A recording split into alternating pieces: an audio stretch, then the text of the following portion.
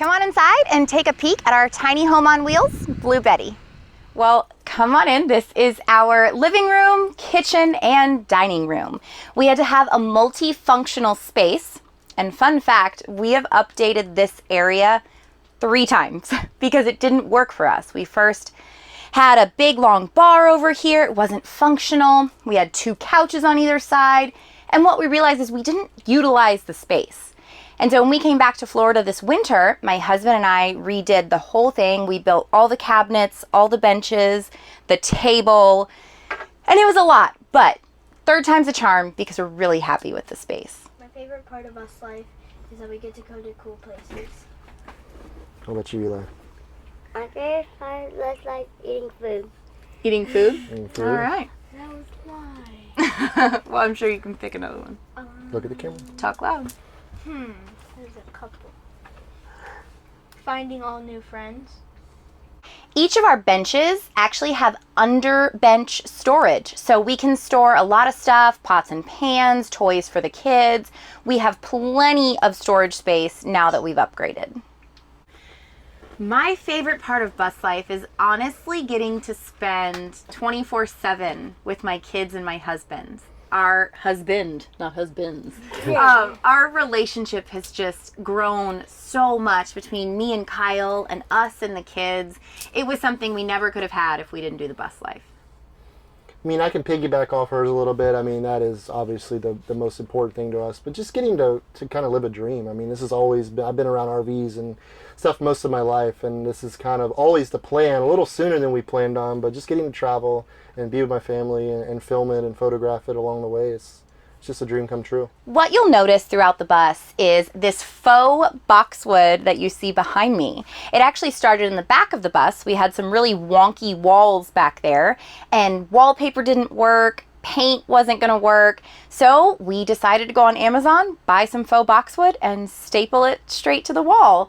And we realized that it made it feel so homey and cozy that we wanted to put it throughout the bus. This is our kitchen space. Originally, our kitchen was just lengthwise against this wall, but my husband loves to cook, and so he built us an L-shaped countertop with cabinets, and it really has been awesome. We pull our induction cooktop out, put it up here, so that way we can save on counter space because we really only use it about once a day. Up above, we have our microwave. It's very functional to be right over the kitchen. Pop stuff in, the kids can use it. It's been great. Up here, I have all of my essential oils, some of our spices. When you live tiny, you have to utilize every single nook and cranny. And luckily, these shelves are perfect. I don't even have to take these down when we move. They stay completely up there.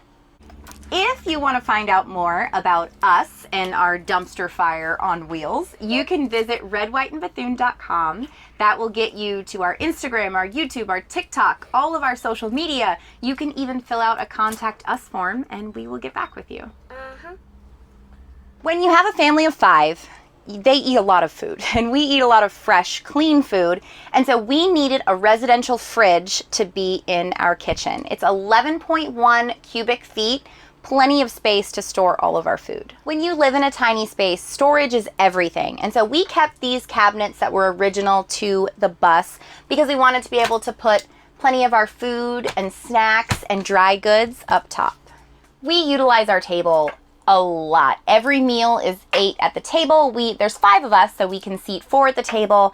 And this pink stool down there goes over here and we all sit very comfortably. It's worked out great. Up behind me is my husband's espresso machine. That was his big Christmas present to himself. He loves iced lattes, and so we found a way to put it in the bus. Behind me to my left is one of our mini splits. We actually have 2 12,000 BTU Mr. Cool mini splits in the bus. They work all the way down to 5 degrees, and we have absolutely loved them. They cool the bus perfectly. Back here is our pantry. This actually used to be a pull-out trash can, and we decided that we needed more dry goods space, and so this goes all the way back to the back wall of the bus. Over here, we have our Berkey water filter, which I think in order to be a full-time nomad, that's a requirement. We also have our countertop ice machine, and we have our washer dryer combo, because generally we go to laundromats, but sometimes it's really nice to do a quick load right in the bus. Coming further back, over here we have our bathroom. We have a flushing toilet, we have a sink, and even more faux boxwood. So we have everything that a big house has, just on a smaller scale.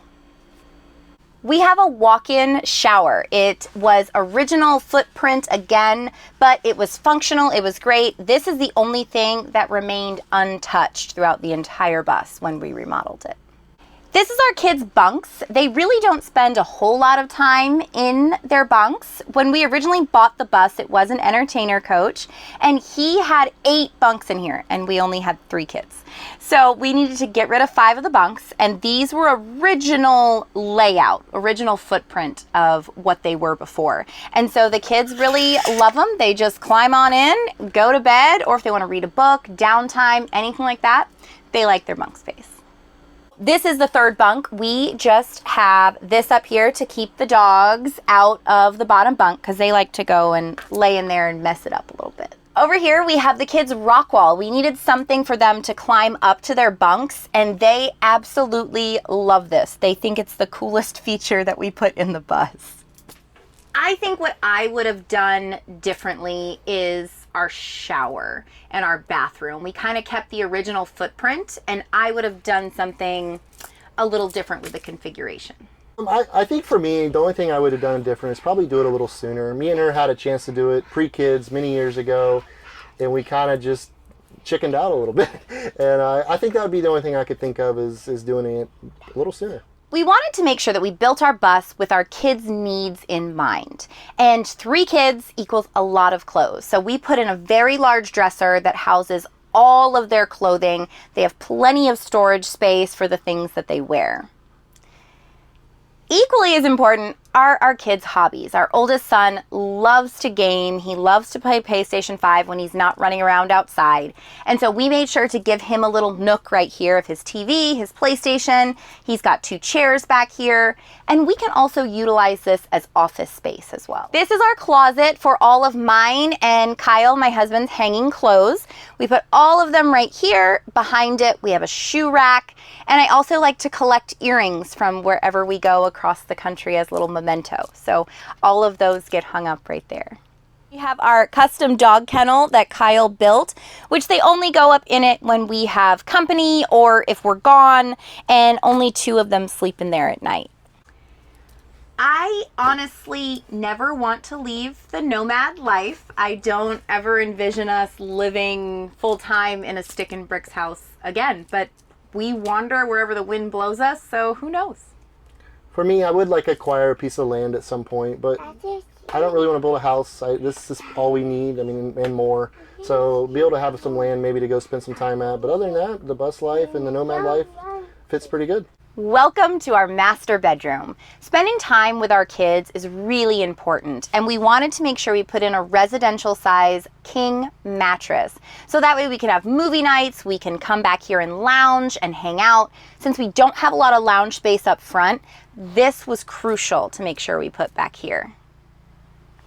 What you'll also notice is our faux boxwood continues all the way back. This was the original boxwood that we had put in, and we just love it. It gives it such a homey, cozy space. Being content creators, we needed to make sure that we had a lot of workspaces throughout the bus. This is another workspace that we have. It's a desk that folds down and also houses my makeup and such. Behind me, you will notice that we have these cordless blinds all throughout the bus. They are very, very important when it comes to keeping the heat out, because we like to be off-grid a lot and save as much power as we can. I love the nomad lifestyle because we get to go to some places that we never would have went otherwise. When we had 9 to 5s, you only get 2 weeks of vacation a year. We never would have seen the amazingness of this country that we have seen so far had we lived in our old life. So that's my favorite part. And for me, I mean, the community that's involved with this. I mean, like here we are with 250 RVs, buses, everything in between, and everybody acts like they know each other if they never met each other before. So it's just a wonderful community, such a giving, and just it's such a fun environment to be around. So one of the things we really love about these types of bus is the amazing amount of underbay storage. This one here, we keep a 12-volt deep freeze in here. We're able to stock up if we're going to be off grid for a while. It makes it nice to be able to carry some extra food. Dog food, of course. And then we keep a lot of the kids' toys and just random stuff that we can just throw in here and grab as in and out as we need it. And this right here is our wet bay. All of our plumbing, all of the everything runs into here. We have a 100-gallon of fresh water, and then we have a 110-gallon wastewater tank. We don't have a gray tank. Everything just goes into one. We have our tankless Girard water heater in here, on demand, is unlimited hot water. And then we've got our clear source water filter over there that I got in the bus, and we got 3-stage filtration. Any water going through the bus or in the bus goes through there. And we also keep one of our 12,000 BTU Mr. Cool mini splits is also mounted on the other side. We've been here 5 days, and we're down. I would say we probably got a couple days left. Usually we can get 6 to 7 days, depending on how good the kids are. Here we've been lucky enough to be able to shower on property and not in the bus, so that's saved us a little bit. So much better than regular school. What about it's better? I don't like the long hours in regular school. I don't do school anymore. Yes, you do. You just learn in a different way. I like it more because I can actually have some time to think, because I couldn't think because they didn't give me. And you can learn No, the things you I want love to learn.